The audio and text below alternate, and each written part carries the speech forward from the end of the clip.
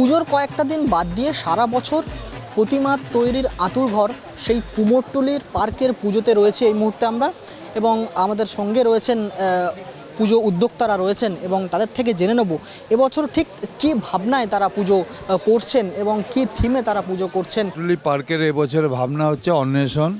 অন্বেষণ মানে খোঁজা বা সার্চিং।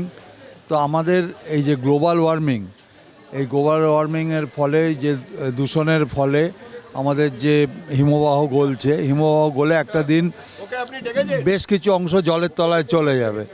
তো সেই জিনিসটাকে সামনে রেখে আমরা এবার করেছি যে যদি সত্যি এই নদী বা সমুদ্রের তীরবর্তী অঞ্চল যদি ডুবে যায়, আমাদের এই অঞ্চল ডুবে যাবে, আরও সমস্ত সমুদ্র উপকূলেও ডুববে। তো ডুবে গেলে আমরা তখন কুমোরটুলি পার্কটা যে ছিল কিভাবে দেখব? আমরা সাবমেরিনের মাধ্যমে ঢুকে আমরা অন্বেষণ করব যে কী এখানে পাওয়া যাচ্ছে। কুমোরটুলির স্কাল্পচার, আর জলের মধ্যে তো শুধু স্কাল্পচার থাকবে না, জল যখনই ঢুকে যাবে, সমুদ্রের জগৎ যখন ঢুকে যাবে তখন অনেক কিছুই দেখা যাবে। তো আমাদের একটা দর্শক বা মানুষের কাছে একটা আবেদন যে এই গ্লোবাল ওয়ার্মিংয়ের ফলে যে জিনিস হতে চলেছে সেই কাল্পনিক জিনিসটা আমরা দেখাচ্ছি। তো এতে যদি সচেতনতা বাড়ে, আমাদের মানুষের মধ্যে সচেতনতা বাড়ে, প্লাস্টিক বর্জন করে, জল অপচয় কম করে, গাছ লাগায়, এই সমস্ত ডেভেলপমেন্ট করার জন্য যে জিনিসগুলো মানুষ করে না সেই জিনিসগুলোকে মানুষকে করবার জন্য আমরা একটা মেসেজ পাঠাচ্ছি যে পরিবেশ নিয়ে আর খেলো না। পরিবেশ নিয়ে খেললে আমরা সবাই জলের তলায় চলে যেতে হবে।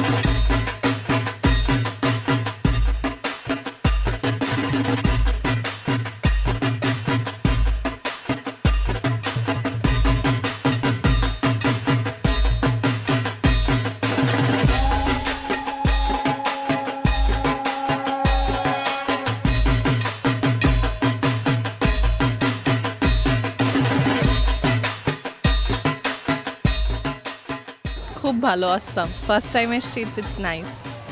নর্থ ঘুরবো আজকে, বাস এইটারই পরিকল্পনা আছে। অসাধারণ লাগছে একেবারে, মানে দারুণ থিমটা বানিয়েছে একেবারে, খুব সুন্দর লাগছে দেখে।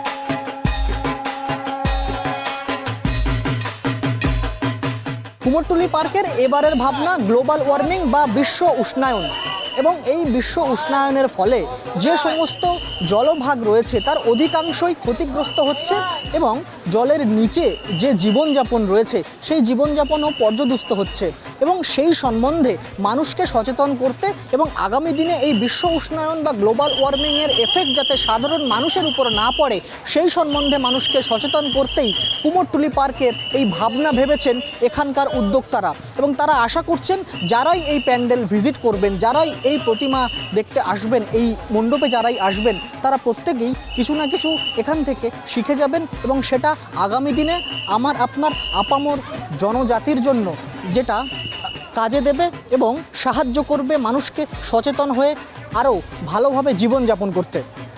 ক্যামেরা বরুণ ভান্ডারের সঙ্গে আব্দুল আজিজ, ট্রাইব টিভি, কলকাতা।